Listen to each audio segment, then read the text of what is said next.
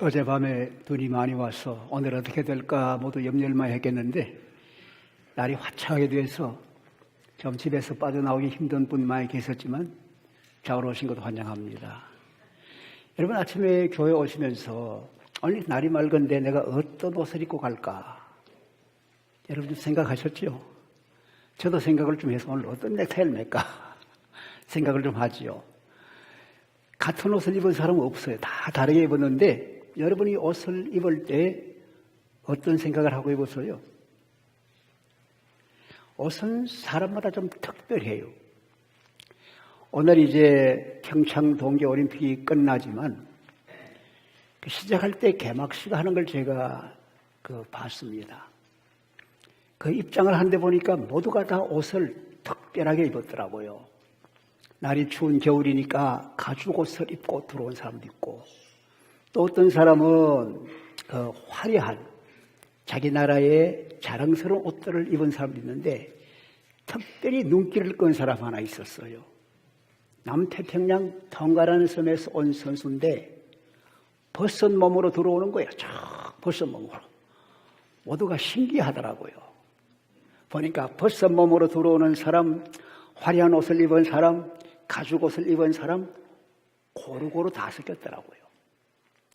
이게 우리 인류의 시조 아담이 살고 있던 에덴 동산이 세 가지 옷이 다 있었어요. 벗은 몸으로 살아갈 때가 있었어요. 무화과 잎으로 치마를 만들어서 옷을 입은 때가 있었어요. 그리고 우리 하나님께서 가죽 옷을 지어서 입힌 때가 있었어요. 오늘 그걸 좀 생각을 하려고 그래요. 창세기 2장 25절에 보니까 그들이 벌거벗었으나 서로 부끄러워하지 아니하더라. 그렇게 말씀합니다. 벌거벗었지만 부끄러워하지 않는다. 무슨 얘기 같아요? 아담과 하와는 하나님의 형상으로 지음받았습니다. 하나님의 형상으로 지음받는다는 얘기는 코가 앞에 달렸고 귀가 양쪽에 달렸고 그런 외모보다는 우리의 속사람, 우리 심령이 하나님을 닮은 거예요. 하나님의 영광의 광채가 비친 거예요. 그러니까 아담과 하와를 보면은 하나님의 영광스러운 모습이 다 비치고 나타나는 거예요. 그러니까 하나님께서 참 보기에 좋더라. 아름다운 거예요. 그보다 세상에 더 아름다운 게 어디 있겠어요? 그걸 가릴 필요가 없어요. 덮을 필요가 없는 거예요. 영광을 그대로 가지는 거예요. 그런데 이 두 사람 사이에도 가릴 것이 없습니다. 아주 진실하고 아주 공개적으로 해도 속에 가리울 것이 없습니다. 아주 자유롭습니다. 죄가 들어오지 않았습니다. 그들은 서로가 자유로우니까 벗을 수 있는 거예요. 부끄러운 게 없는 거예요. 그뿐 아니라 옷을 입는 것이 춥기 때문에 입는다, 보호하기 위해 입는다 그러지만 그 당시 에덴 동산은 이 하나님의 형상으로 지어받은 사람들에게 맞추어서 환경이 적응한 줄로 압니다. 환경에 따라서 옷을 입거나 바꿀 필요가 없이 그들에게 맞도록 하나님이 환경을 조절해 주신 거예요. 그러니까 그들은 옷을 입을 필요도 없이 벗은 몸으로 기쁘게 살아가고 있는 거예요. 이러던 사람이 어느 날 3장 7절에 보니까 무화과 잎으로 치마를 만들어서 입었다. 무화과 잎으로 옷을 만들어 입은 거예요. 그거 어떻게 된 거예요? 이 아담과 하와가 하나님 말씀을 들었어요. 동산에 있는 모든 열매는 네가 먹을 수 있지만 그러나 동산 중앙에 있는 선악과 열매는 먹지 마. 먹으면 죽어. 그렇게 말씀을 했지만 이들이 그 말씀을 어겼습니다. 그 말씀을 어긴 이유는 많은 동물들 가운데 아주 아름답고 또 지혜가 있는 뱀이 와서 얘기합니다. 너 그거 먹으면 안 죽어. 네가 하나님처럼 돼. 얘기를 하는 거예요. 그거 먹으면 안 죽어. 네가 먹으면 하나님처럼 된다. 그게 하나님처럼 된다는 말에 귀가 열린 거예요. 그래서 하와가 먹고 아담도 그걸 먹게 된 거예요. 여러분, 무슨 얘기입니까? 이 아담과 하와 그동안에 하나님 말씀을 듣고 하나님 말씀을 따라갔는데 이제는 뱀의 말을 듣고 뱀의 말을 따라간 거예요. 뱀의 말을 따라가니까 뱀의 사람이 된 거예요. 뱀이 시킨 대로 한 거예요. 그러다 보니까 뱀의 사람이 되니까 그동안에 하나님 말씀을 듣고 있던 하나님의 사람으로서 하나님의 영광이 있던 하나님 형상이 사라지는 거예요. 하나님 형상이 떠나가는 거예요. 하나님 영광의 빛이 떠나가니까 자기를 보니까 추한 모습이에요. 하나님의 영광이 떠나가 버리니 추한 모습이 있으니까 이거 안 되겠다, 부끄럽다, 가려야 되겠다, 가릴 수밖에 없게 된 거예요. 여러분, 어제 하나님의 영광의 광채가 떠나가면은 우리는 추한 모습이 그대로 나타나는 거예요. 그것뿐 아니에요. 생각해 보세요. 그들이 선악과를 먹을 때는 하나님처럼 될 걸 생각을 했습니다. 그런데 그 먹는 것은 하나님을 반역하는 거예요. 하나님의 언약을 어긴 거예요. 하나님의 사랑을 배반한 거예요. 하나님 말씀을 저버린 거예요. 그러면서 사탄의 말을 따라간 거예요. 하나님 말씀을 저버리니까 하나님 보기 어때요? 하나님 보기에 부끄럽고 하나님 보기에 미안하고 하나님이 두려운 거예요. 그동안에는 하나님 나타나시면은 반갑게 만나서 함께 걷고 사랑을 나누고 그랬는데 이제는 하나님이 두려운 거예요. 숨고 싶은 거예요. 하나님을 대하기가 어려운 거예요. 그래서 그들이 자기를 가리우기 위해서 무화과 잎으로 옷을 만들어 입고 나무 사이에 숨어버린 거예요. 여러분, 죄를 짓게 되면요, 사람과 사람 사이에 가리운 게 있으면 만나고 싶지 않아요. 피하고 싶어요. 숨고 싶어요. 요한계시록 6장에 보니까 16절에 보니까 마지막 심판 때에 하나님의 진노의 심판이 이러니까 많은 왕들, 많은 통치자들, 많은 사람들이 산과 바위 굴에 숨습니다. 숨면서 말하길, 제발 우리 위에 좀 넘어져서, 제발 우리 위에 떨어져서 하나님의 진노를, 그 얼굴을 좀 가리워달라, 하나님 좀 안 보게 해달라, 피하게 해달라, 숨게 해달라. 오늘 우리 모든 사람이 그런 거예요. 하나님께 잘못을 한 걸 알게 되면은 숨고 싶어요. 그래서 그들이 감춘 거예요. 덮으려고 한 거예요. 그것뿐 아니에요. 그동안 두 사람 사이도 그랬습니다. 두 사람 사이도 아무런 불편이 자유롭게 벗은 몸으로 지났어요.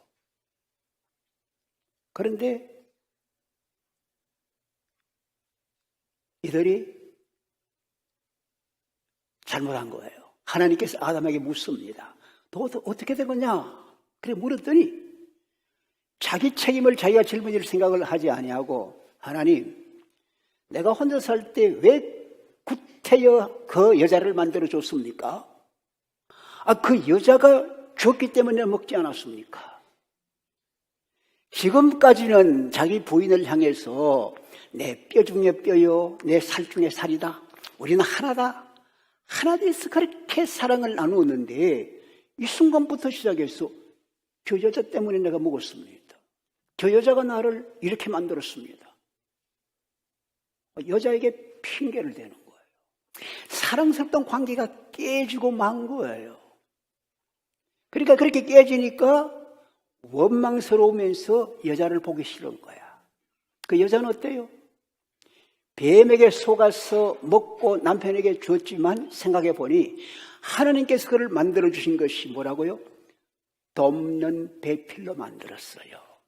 너는 남편을 돕는 배필이야. 그 얘기는 뭐냐면 하나님께서 돕는 도움의 손길이 직접 오기도 하지만 내가 너를 통해서 너 남편을 도울 거야. 돕는 배필, 돕는 손길인데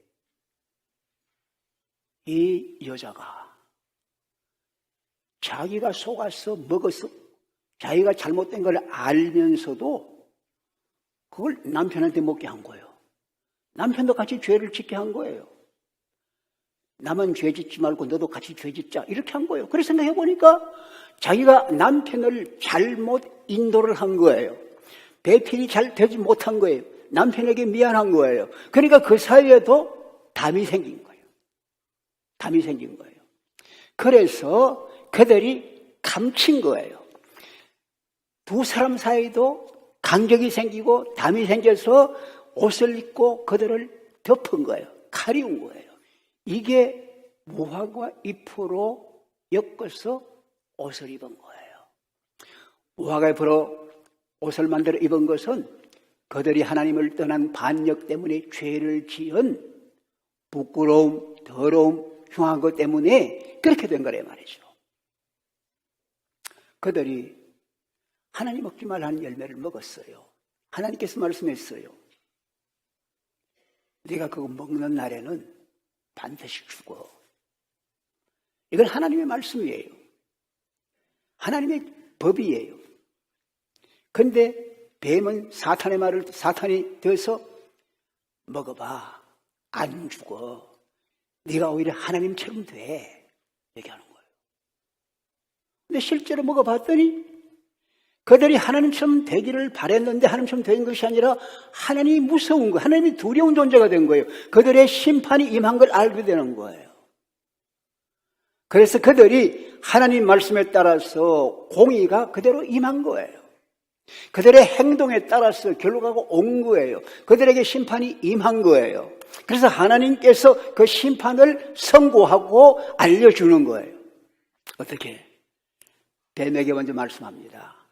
이 뱀아, 네가 이렇게 했으니 너는 모든 가축보다 들의 모든 짐승보다 네가 저주를 받아 배로 댕겨야 돼. 배로 땅을 기어댕겨. 그러면 너는 평생 흙을 먹고 살아. 배로 땅을 기어댕기면서 배로 흙을 먹고 살아라. 그 무슨 얘기 같아요? 흙은 뭡니까?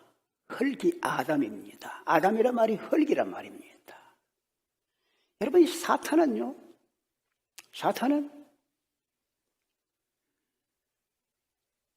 자기가 먹을 음식이 뭔가?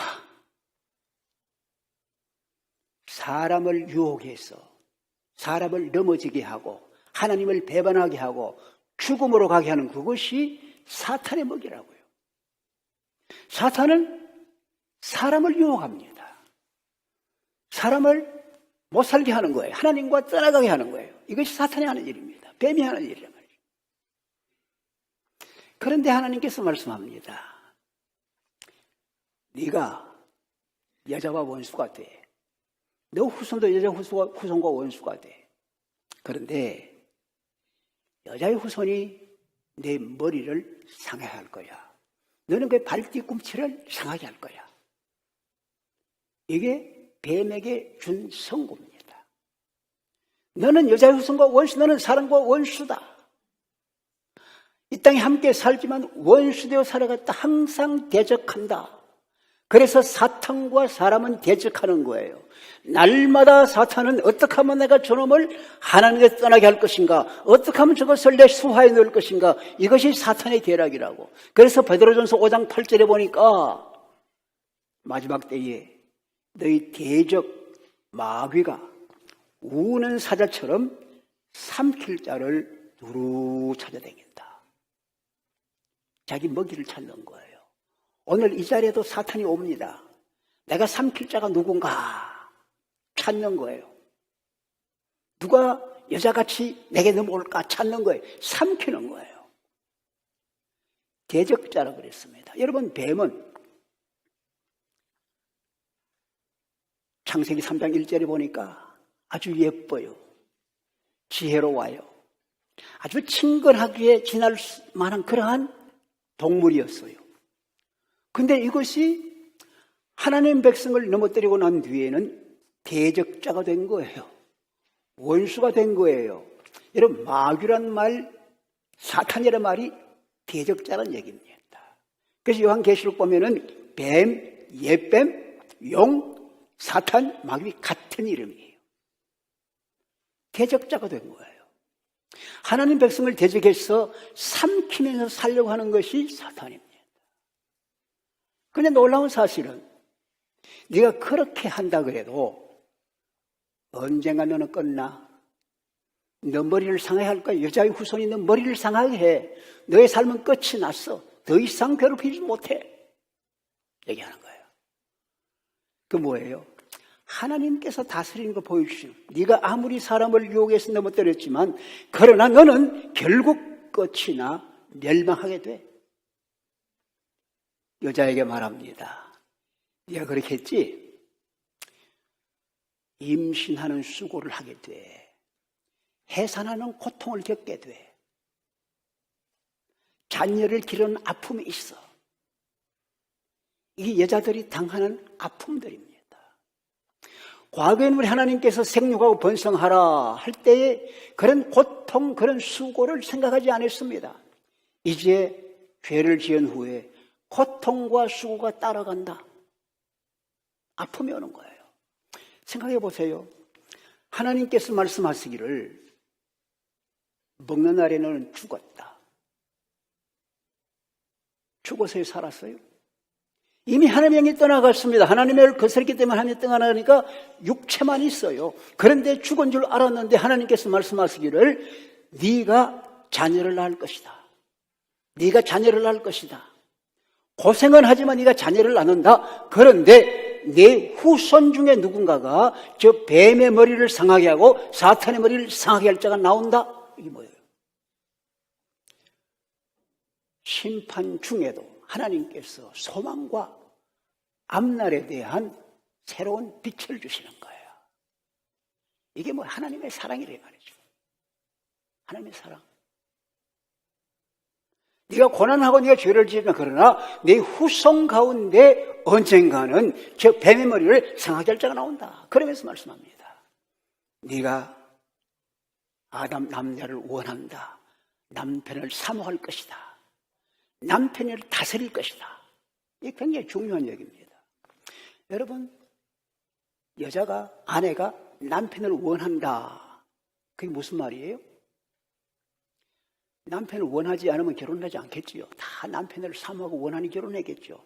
근데 4장 7절에 죄가 너를 원한다. 네가 남편을 원한다. 그 원한다는 얘기는 내가 가진다. 내가 독점한다. 내가 손아귀에 넣는다. 내가 마음대로 한다 이거예요. 여러분 보세요. 하와가 어떻게 됐어요? 하와가 그동안에 부부가 아름답게 살면서 하나님 말씀 따라서 하나님을 잘 살았습니다.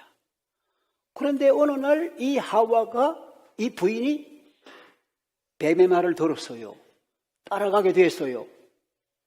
그랬더니 이제 뱀의 사람이 된 거예요. 뱀에게 속한 사람이 된 거예요. 뱀이 다스리는 사람이 된 거예요. 그리고 이 여자가 선악과를 남편에게 주어서 먹게 했어요. 남편에게 줘서 먹으니까 남편도 같은 죄를 짓고 같은 어려움에 빠지게 된 거예요. 그때부터 남편은 아내를 사랑으로 인도하기보다는 남편이 아내를 따라가게 되는, 남편이 아내의 마음대로 움직여 나가는 그런 존재가 된 거예요. 네가 남편을 원하지? 너 마음대로, 너 중심대로, 너 생각대로 남편을 끌고 가고 싶지? 그게 하나님이 주신 말씀이에요. 그렇지만 남편이 너를 다스리게 돼. 뭐예요? 그동안 남편이 사랑에 다스림이 있었습니다. 사랑으로 아내를 인도했습니다. 이제는 아내가 남편을 끌고 가려고 하니까 남편이 반발합니다. 이리 와! 힘으로 하려고 그래요. 부부간에 갈등이 생기는 거예요. 부부간에 갈등이 생기는 거예요. 여러분 이런 갈등 안 느끼십니까? 내가 미국 와서 살아보니까요. 가정이 편안한 가정들 내가 보니까 어떤 가정이 해야 되냐면 부인이 가자는 대로 따라가는 가정은 남편이 부인 말대로 따라가는 가정은 다 편안하더라고요. 남편이 그거 아니야. 이리 가야 돼. 하는 가정은 갈등이 어렵더라고. 근데 성경은 말씀합니다. 네가 남편을 원하지만 남편이 너를 다스려. 하나님께서 깨어진 창조의 질서를 새롭게 얘기해 준 거예요. 하나님의 창조 질서 깨뜨린 거예요. 그러나 중요한 사실은 뭐예요? 네 후손에게서 뱀의 머리를 상할 자가 나옵니다. 하나님께서 아담에게 말씀합니다. 선고예요. 네가 아내 말 듣고 먹었지. 네가 낳은 흙, 땅이 너로 인해 저주받았어. 아담 몸뚱어리가 흙에서 나와요. 네가 나온 그 흙이 저주받았어. 가시와 은근키를 내게 돼. 네가 땀 흘리고 수고해서 밭을 일구지 않으면 네가 채소를 먹을 수가 없어. 살아있는 동안 네가 흙으로 돌아갈 때까지 수고해야 돼. 이게 하나님을 떠난 후에, 범죄한 후에 일어난 일이에요. 그것이 우리들의 현실입니다. 땀 흘리고 수고해야만 먹을 게 생기는 거예요. 이게 현실입니다. 그러면서 하는 말씀이 너는 흙이라. 결국 흙으로 돌아가게 돼. 흙으로 돌아가야 돼. 이거 뭡니까? 너는 흙으로 돌아가서 완전히 끝나는 거야. 죽은 거야. 그런데 아담은 그 말 속에서도 하나님의 희망을 보는 거예요. 나는 끝이 나는구나. 나는 흙 속에 들어가면 끝이 나는구나. 그런데 자기 부인 하와를 통해서 하나님이 하신 일을 본 거예요. 해산하는 고통, 수고가 따른다. 자식을 낳을 것이다. 그 후손 중에 뱀의 머리를 상하게 한다 나온다. 하나님이 하신 일이 있네. 거기에 하나님이 하신 일을 바라보고 소망을 가지고 믿음으로 나가는 거예요. 그래서 그 부인의 이름을 그동안에는 아내다, 여자다 그랬는데 이름을 바로 그러죠. 하와라. 이름을 붙여준 거예요. 여러분, 부인이다, 여자다 하는 얘기는요, 남자에서 나왔다. 남자는 이슈, 여자는 이슈인데 남자에서 나왔다. 그렇기 때문에 약하다 그런 의미입니다. 그런데 하와는 생명이란 말이에요. 그 20절 보니까 모든 산자의 어머니가 되었다. 아담은 그걸 본 거예요. 하나님의 진노가 엄하고 하나님의 공의가 엄해서 심판받아 죽게 되어 있지만, 죽은 사람이지만, 그러나 하나님의 사랑과 은혜를 보니까 하와가 많은 산자의 어머니가 되었다. 아담과 하와를 통해서 가인과 아벨이 났습니다. 아벨이 죽었지만 아벨의 동생 셋이 나서요. 셋을 통해서 노아가 나서요. 노아를 통해서 아브라함이 나가요. 대대로 내려가면서 하나님의 생명의 씨앗, 모든 산자의 어머니가 되는 놀라운 축복이 일어나는 거예요. 할렐루야. 여기서 이 아담은 하나님의 은혜와 하나님의 사랑의 손길을 본 거예요. 그럼 하나님은 어떻게 하시는가? 하나님의 선고한 걸로 끝나느냐? 하나님께서 공의롭게 선고하고 알려줬지만 하나님이 사랑으로 나온 것은 가죽옷을 지어서 아담과 그 아내에게 입혀주셨다. 여러분, 가죽옷을 입혀서 그들을 내어보냅니다. 여러분, 가죽옷이 뭘까요? 가죽옷은, 이들이 입고 있던 옷은 무화과 잎으로 된 옷이에요. 무화과 잎으로 된 옷은 곧 말라버립니다. 시들어버립니다. 부셔집니다. 속에 더러운 것이 그대로 나타나요. 그런데 가죽으로 된 옷은 쉽게 부서지지 않아요. 없어지지 않아요. 영구히 갈 그런 것이에요. 그런 걸 지어주셨는데 이 가죽옷이 무엇인가? 가죽옷을 입혔다는 얘기는 하나님께서 가죽옷을 입히기 위해서 짐승을 죽였다는 얘기입니다. 짐승을 죽였다는 얘기예요. 아담과 하와가 죄를 지어서 하나님을 어겨서, 하나님 말씀을 어겨서 죽음에 처해 있고 죽는 것이 공입니다. 마땅한 형벌입니다.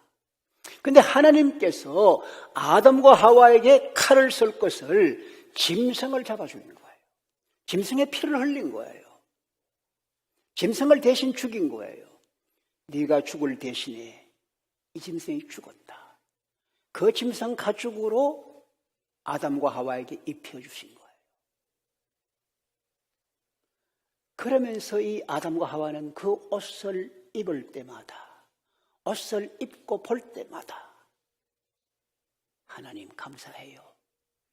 내가 죽었는데 하나님께서 나를 우리를 사랑해서 후손통에 하나님 하실 일 위해서 우리를 사랑해서 이 짐승을 죽이고 피 흘려서 우리를 살려주셨네요.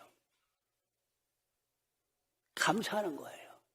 하나님께 기쁨을 돌리는 거예요. 그러면서 하나님 뜻에 바르게 살아야지요. 이젠 하나님 뜻 맞추고 살겠습니다. 감사하면서 감격스럽게 살아가는 새로운 삶을 살아가는 거예요. 이것이 아담과 하와가 가죽옷을 입을 때 가진 마음이에요. 보십시오. 아벨이 그 형제 가인과 더불어서 하나님께 예배를 드립니다. 가인은 농사꾼이라 곡식으로 드리고 아벨은 양을 치는 사람이 양으로 하나님께 제물을 드렸어요. 근데 하나님이 이 아벨의 양의 제물을 받았어요. 그 뭘까요? 아버지 어머니가 입고 있는 가죽옷의 의미를 안 거예요. 죽었을 사람인데 짐승이 대신 죽었어. 아버지 어머니가 살고 우리가 태어났구나 생각하면서 우리도 허물이 많고 부족하지만 내가 양을 대신 잡아서 양의 피를 흘리고 양을 드려서 내가 생명을 누리는 감사를 하나님께 드려야 되겠다. 그것이 아벨의 마음이래 말이죠. 이것이 하나님께 하신 일이에요. 아브라함이 하나님 말씀을 듣고 이삭을 모리아산에 바치려고 번제를 바치려고 했습니다. 칼을 들고 번제로 바치려고 아브라함이 이삭을 치려고 하는데 하나님께서 아브라함아 됐다. 내가 너를 알겠다. 그만해라. 보니까 순양이 걸려있는 거예요. 순양을 잡아다가 하나님께 번제를 드린 거예요. 이삭을 드릴 그 자리에 순양을 드린 거예요. 이것이 하나님께서 짐승을 통해 하신 일이란 말이에요. 나를 대신해서 짐승을 드림으로 하나님께 예배를 한다. 이스라엘 백성들이 에집트에 종생활할 때 6월절도 마찬가지입니다. 얼마나 이 애굽 사람들이 악하게 이스라엘을 괴롭히기 때문에 하나님께서 10가지 재앙도 안 되니까 진노해서 마지막에 각 집의 맏아들 짐승의 맏새끼를 다 죽일 계획을 하신 거예요.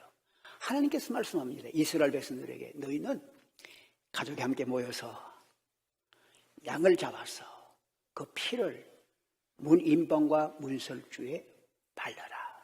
그리고 그 안에 있어라. 그날 밤 죽음의 사자가 지나갑니다. 집집마다 들어가서 사람을 다 죽이는 거예요. 다 죄의 값으로 죽이는 거예요. 맏아들을 다 죽이는 거예요. 짐승의 맏이를 다 죽이는 거예요. 그런데 이스라엘 집 앞에 갔는데 피가 있는 거예요. 이 집은 벌써 죽었구나. 이 집은 벌써 죽었구나. 피 흘렸구나. 더 이상 들어갈 거 없으니까 지나가자. 이게 6월절이에요. 하나님께서 우리 죄악을 상관하십니다. 그러나 우리 하나님께서 피를 보시면은 하나님께서 이미 진노가 지나간 걸로 보여요. 아담과 하와가 가죽옷을 입을 때마다 가죽옷을 입고는 하나님 감사해요. 내가 죽을 자리에 이 짐승이 죽어서 내가 살게 됐네요. 감사합니다. 그래서 하나님 편에서 아담을 볼 때는 어때요? 가죽옷을 보니까 그래, 네가 죽을 자리에 짐승이 죽어서 피 흘려 그 피로 너의 죄를 덮어주었단다. 그 피가, 그 가죽옷이 아담의 모든 죄, 하와의 모든 죄를 가리워주신 거예요. 덮어주신 거예요. 하나님께서 더 이상 노하고 심판할 일이 없게 된 거예요. 이것이 지성소에 일어나는 일입니다. 여러분, 지성소, 성소와 지성소 하나님께 예배하는 곳인데요. 지성소 안에 언약궤가 있고 언약궤 안에 세 가지가 있습니다. 십계명 돌판이 들어있고 만나 항아리가 있고 아론의 상난 지팡이가 있어요. 그런데 그 언약궤 뚜껑 위에 하나님의 그룹 천사, 하나님의 천사 둘이 다 내다보고 있습니다. 근데 내다보면은 그 안에 그게 다 보이는 거예요. 그러다면 화가 치밀어 오르는 거예요. 왜? 그 안에 있는 언약궤 안에 들어있는 십계명 돌파는 두 번째 금, 첫 번째 금 깨뜨렸습니다. 하나님이 아무리 말씀을 줘도 듣지 않는 거예요. 반항하는 거예요. 우상을 섬기는 거예요. 하나님 분노해서 그들을 치려고 한 거예요. 모세가 깨뜨리고 다시 받은 거예요. 만나 항아리는 뭐예요? 하나님께서 그들에게 40년 동안 만나를 먹였어요. 만나를 먹이고 아침마다 공급했는데 불구하고 그들은 만나를 먹고 난 먹을 때마다 불평합니다. 왜 만나만 있냐? 왜 고기는 없어? 왜 마늘은 없어? 왜 부추는 없어? 맨날 불평하는 거예요. 저도 불평하는 거예요. 여러분 화나게서 안 나겠어요? 아론의 상난지팡이, 하나님께서 아론을 지도자로 세워서 백성을 따라가게 했는데 얘기합니다. 왜 아론만 지도자냐? 나도 지도할 수 있어. 대항하는 거예요. 하나님께 대항하는 거예요. 그러니까 그룹 천사가 하나님 대표 내려다보면 화가 나는 거예요. 그런데 대제사장이 짐승의 피를 가지고 가서 그 위에다가 이렇게 바르는 거예요. 피를 뿌리니까 피가 덮어버리는 거예요. 피가 덮어지니까 하나님께서 보시는 것이 피가 덮여져 있으니까 죽었네. 반역하고 죄를 짓는 것이 이미 갚아졌구나. 하나님의 진노가 풀리는 거예요. 그래서 그 언약궤 뚜껑을 속죄소다, 시연소다, 그런 얘기를 하는 거예요. 하나님이 은혜를 베풀을, 하나님이 사랑을 베풀으시, 이것이 하나님이 하신 일이다. 생각해 보세요. 수많은 짐승이 죽었습니다. 수많은 짐승이 피를 흘렸습니다. 그런데 그것이 사람의 생명과 얼마나 관계되겠어요?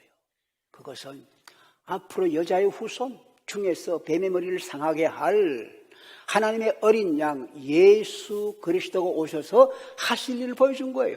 예수 그리스도 하나님의 어린 양으로 오셨습니다. 그는 죄 없는 분입니다. 그는 여러분과 저의 죄를 대신해서 아담과 하와만의 모든 사람의 죄를 대신해서 그가 심판받고 우리 죄의 값을 짊어지시고 그가 십자가에 죽어 피 흘려 우리의 모든 죄를 사하시고 덮어주신 겁니다. 예수 그리스도의 은혜, 예수 그리스도의 피가 우리를 새롭게 해주신 거예요. 예수 그리스도의 피가 우리를 모든 죄에서 깨끗하게 해주시는 겁니다. 할렐루야. 이게 주님이 하신 일이에요. 우리는 어떤 옷을 입느냐 중요한 게 아니에요. 다 나타나게 되어 있습니다. 그런데 예수 그리스도로 옷 입어라. 로마서 13장 14절에 보니까 너희가 예수 그리스도를 옷 입어라. 여러분 어거스틴 아시잖아요. 어거스틴이 어머니 모니카의 기도 때문에 세 사람들이 그걸 아시잖아요. 탕하였습니다. 아주 그렇게 방탕한 아들이 없었습니다. 어머니가 붙잡고 기도하자는데 발길로 차고 나갈 정도로 아주 못된 아들이었어요. 그런데 어머니는 쉬지 않고 기도합니다. 왜? 교회 안보로서 목사님 말씀하시기를 기도의 자식은 망하는 법이 없어. 기도해. 근데 어느 날 이 어거스틴이 앉아가지고 생각을 하고 있는데 바깥에 뜰에서 애들이 줄넘기라고 놀면서 노래하는데 집어서 읽어라, 집어서 읽어라 이렇게 노래하면서 놀고 있는 거예요. 그래서 집어서 읽어라, 집어서 읽어라. 앞에 책이 있어서 집어서 읽었어요. 읽었더니 바로 그 말씀이에요. 너는 밤에처럼 행하지 말고 낮에 와가지고 단정히 행해라. 예수 그리스도 옷 입어라. 그 말씀이 딱 부딪히면서 꼬꾸라진 거예요. 새 사람이 된 거예요. 할렐루야. 예수 그리스도로 옷 입는 거예요. 그때 새로워지는 거예요. 우리의 죄가 다 용서되고 가리우시는 거예요. 그래서 어거스틴처럼 기독교 역사에 훌륭한 일을 한 사람이 얼마나 돼요. 참 귀한 일을 한 거예요. 이사야 61장 10절에 보니까 이렇게 말씀을 했어요. 내가 여호와를 나의 즐거워하며 내 영혼이 여호와를 기뻐하리니 그가 내게 구원의 옷을 입혀주시고 그가 공의의 옷으로 내게 더해 주셨다. 우리 하나님께서 우리를 구원하시기 위해서 예수 그를 통하여서 우리의 의로운 옷, 예수의 옷으로 입혀주시는 거예요. 공의의 옷으로 입혀주셔서 우리를 하나님 앞에 의롭게 서게 해주시는 거예요. 주 예수 그리스도의 의의 옷을 주시는 거예요. 어떻게 의의 옷을 입는가? 갈라디아서 3장 27절에 말합니다. 예수 그리스도를 받아들이고 믿으면은 예수 그리스도의 사람이 되고 그리스도의 의의 옷을 입게 되는 거예요. 갈라디아서 3장 27절에 그리스도와 하나가 되어서 세례받는 자는 예수 그리스도로 옷 입게 된다. 세례받으신 분 아멘 하십시다.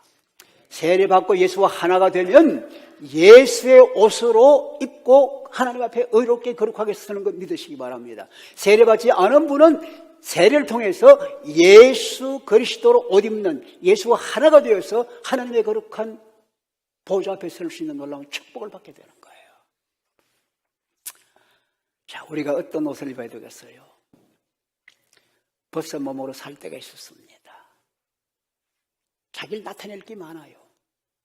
자기를 나타낼 게 많아요.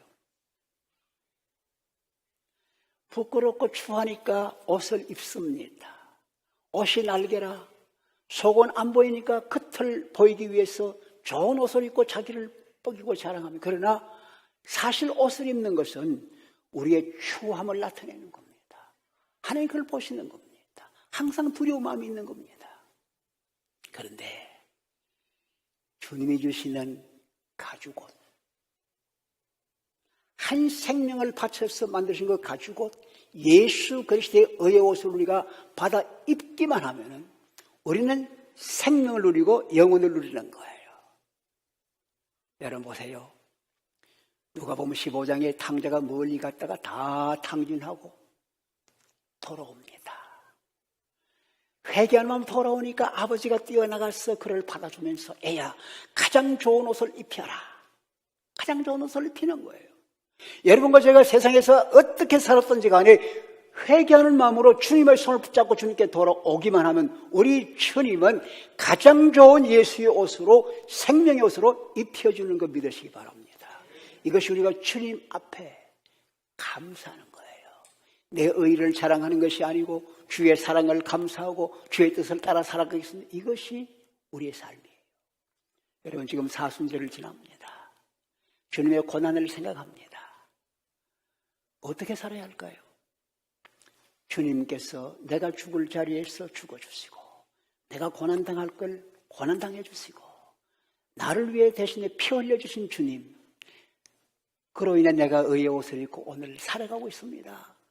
감사하는 마음으로 주님과 더 가까이 하고 그 주의 사랑을 함께 나누면서 아름다운 공동체, 개인 생활, 주님의 영광을 나타내는 모두가 될 수 있기를 주의 이름으로 축원합니다.